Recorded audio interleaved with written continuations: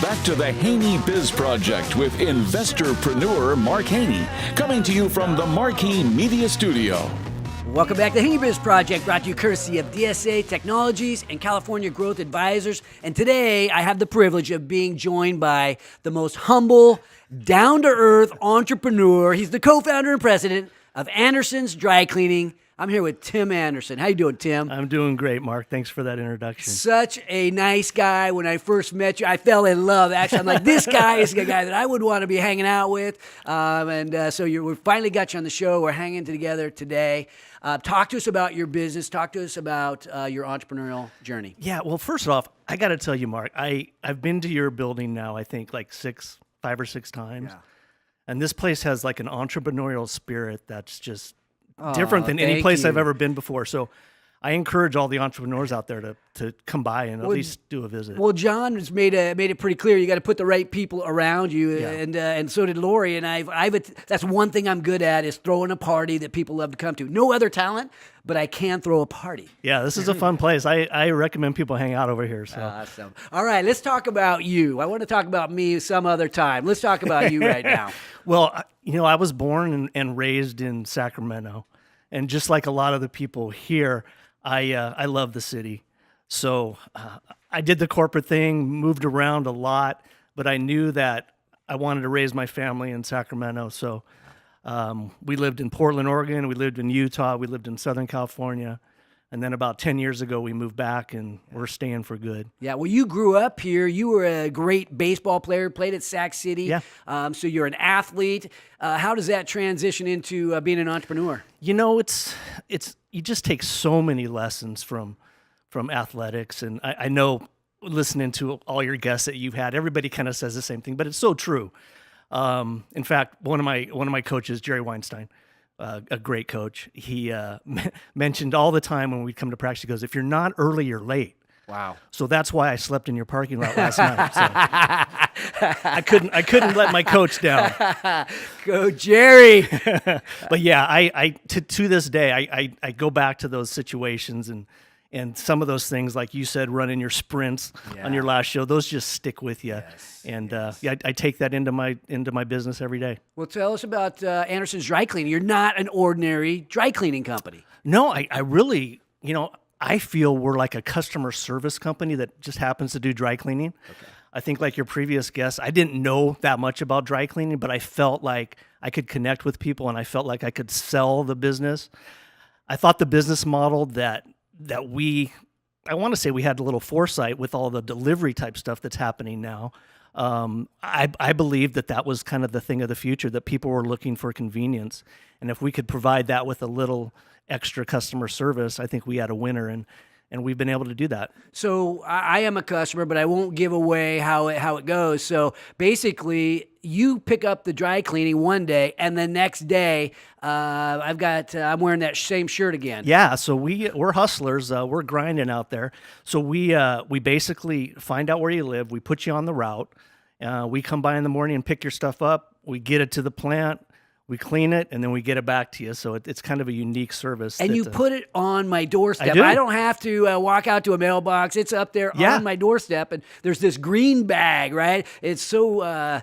it's so obvious when you hang the bag out there, that I got to pick up there at the Haney's place. Exactly. And that was the goal all along, to make it something that people didn't have to worry about. All you got to do is put it down there on your front porch, and we take care of the rest. I mean, how many people say when they're driving in their car, oh, I got home and I forgot to pick up the dry cleaning? Well, you don't have to worry about that anymore with our service. So, well, there's got to be like houses out there where you just, the front door is super far away. You're like, oh my gosh, how am I going to get over here? You got a dog bark and all that kind of stuff. You don't want to get bit. Like, what? Give us a nightmare type story that's happened to you. Oh my gosh.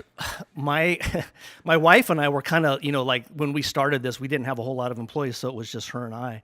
And the dog situation came up. My wife was actually pregnant, and this big giant dog bit her right in the stomach. Believe it or not, in the stomach? Right in the stomach. Yeah. So we were like, "Oh my gosh!" Wow. This entrepreneurship thing is hard. Yeah, so that story like really sticks. I mean, it's like we still talk about that to this day, and that was like 11 years ago that happened. Wow. Yeah. And is she still? Does she ever go back out and do deliveries She's anymore? kind of got a little thing about dogs now. So now She's you not- got the yeah. you do some of that. Yeah, right? yeah. Pit bulls, we just ignore the house. Yeah. Well, okay. So that thinking about building businesses, there's always challenges. Most people don't have to worry about fighting off dogs as while they're carrying a baby. But what else has happened in your journey that's been challenging, and how have you had to overcome those challenges? Well, I was thinking about this when I was driving over. My wife and I made the brilliant decision to both quit our corporate America jobs, which paid well. We had nice benefits and all that kind of stuff. We decided to have a baby, or ended up being two because we had twins. Okay. Oh, And- somebody else with twins. Lori had twins exactly. too, huh? And we picked the best year to do it, 2009. So right in the middle of the recession. So Yeah. we really had our backs were against the wall, and we had to we had no choice, but we had to fight through it. We weren't going to give up, and now we're starting to see the fruition. And Well, that's a time where people we're not spending money, and I think your product lends itself to we'll call it the upper middle class, maybe even the affluent. And people were not spending money. I mean, how'd you battle? Yeah, absolutely. It's one of those things that definitely is going to probably fall off the plate when people are trying to save the pennies. Yeah. We did deal with that. One of the things about us being more in a higher end type of clientele, the expendable money is a little bit better in that Okay. situation. So, but they're not putting out as much stuff and things like that. So we felt that really, really hard. Well, we're always asking on the show, when you're hanging, are you hanging or banging? What's hanging look like for Tim Anderson, and what's banging look like when you're at your very best? Well, first off, I'm not really good at the hanging. I really need to work at that. I mean, if I'm sitting at home for like 10 minutes, I start twitching because I feel like I got to be doing something. Yeah. So, I mean, I'm 50 years old now, and I still haven't really learned how to hang. And my wife tells me all the time, you just need to learn to relax, go on vacation. So Let's go to Cabo together. yeah, let's do that. I'm all in for that. Okay. And then banging. I mean, I'm a real early riser because I find that early in the morning, there's not a whole lot going on. Not a lot of people are moving around, so you can kind of, take your thoughts in. Yeah. But come about 9 o'clock, man, it's just crazy in my industry because people get home from trips and they need to pick up off schedule, and something's wrong at the plant. So there's always something going on, and it's just like after that morning ends, it's like, You are go. It's banging all It's day banging long. It may all be day. picking up product, or it may be supervising a team Yep. that's washing the clothes. absolutely. Okay. Thinking about advice to entrepreneurship, right? You built a team around you as well. You're very integrated into the business. Advice to entrepreneurs who are sort of trying to build that small business as well. Yeah, I think if you believe, and I did believe in our business model, I think if you believe in your business model, you just have to stick with it. And one of the things that I didn't have a lot of when I first started was a little bit of patience. And the more that I've learned is if you have the right, sauce and you're plugging away at it, you have to just kind of just keep doing it. And eventually, everything comes to fruition. So I think patience sometimes is something that isn't talked about. And you just, if you think you got the right thing, just don't give up. Stay with it. Yeah, just don't give up. Persevere, persistence. Thinking about the question of the day, right? So the revolution question was, is it better to under-promise and over-deliver, or the opposite? Thoughts about messaging, especially out to the public. Yeah. I may take it a little bit overboard on this, but when we sign up a new customer, I try to make that initial connection and just let that person know that if they have anything that they have a problem with, or if things weren't right, just they can reach out to me directly. So I do give them my text number and my cell phone. Wow.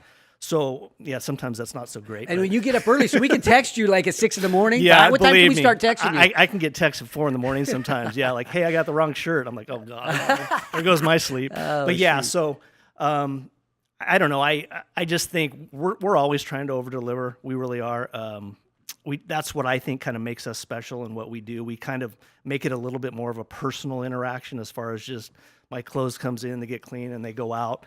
I want them to know who I am and what we stand for, and let them know that I will always make it right if there's anything that happens that's not up to par. Very cool. Well, I want to thank you, Tim, for what you do for me as a client, right? So I am a customer, and we here at HaneyBiz Marketing have worked with you. You may have even heard the Tim Anderson testimonial in between on the show at a time or two, and also looking forward to working with you as an investor in helping grow your company. And I think there's a lot of things that we can do, because when you invest into rock star entrepreneurs, I think anything is possible. And I think I look forward to growing Anderson Dry Cleaning along with you and your wife. So thank you very much. Thank you so much. Yeah, Mark. you bet. When we come back, I will share my takeaways, bring back Marcus on. We'll have some closing thoughts, and maybe even share a little bit of stories about finding our gift, finding our secret sauce, and whether to underpromise and overdeliver or go the other way. Join the revolution at HaneyBiz.com.